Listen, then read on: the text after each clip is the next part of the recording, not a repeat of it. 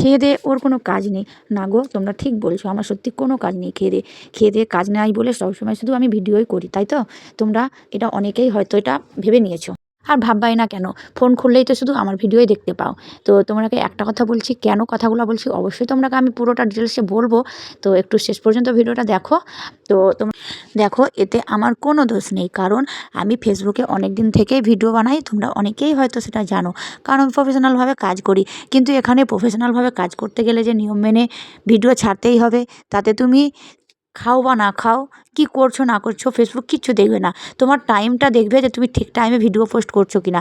তাই তো আমাকে দেখো ভিডিও পোস্ট করতে হচ্ছে। আর হ্যাঁ, হ্যাঁ, সেটা অডিয়েন্সে তোমরাকে হয়তো বিরক্ত লাগবে আমার ভিডিও বারবার দেখতে, কিন্তু দেখো তোমাদের যদি ভালো না লাগে তোমরা স্কিপ করতে পারো, কোনো অসুবিধা নেই। কারণ কি বলতো, ফেসবুক যদি তোমাদের কাছে আমার ভিডিও পাঠায় তাতে তো আমার কিছু করার নেই, কারণ আমি প্রফেশনালভাবে কাজ করি। ফেসবুক কার কাছে যে কখন আমার ভিডিও পাঠাবে আমি নিজেই জানি না।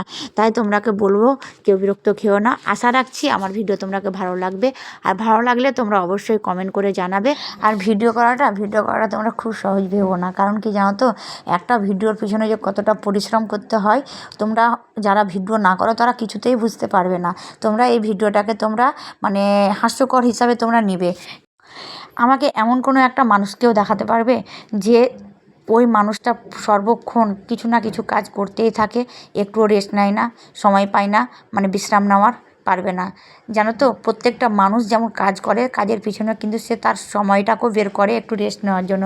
আর সোশ্যাল মিডিয়ায় যারা কাজ করে, আমার মতো কন্টেন্ট ক্রিয়েটারগুলান, তারা জানো তো একটু যে কাজ করার সময় যে একটু সময় পায়, রেস্ট নেওয়ার টাইমটা পায়, সেই রেস্ট নেওয়ার টাইমটাতে না আমরা ভিডিও কন্টেন্ট তৈরি করি, এডিটিং করি, তারপরে আমরা ভিডিও আপলোড দিই।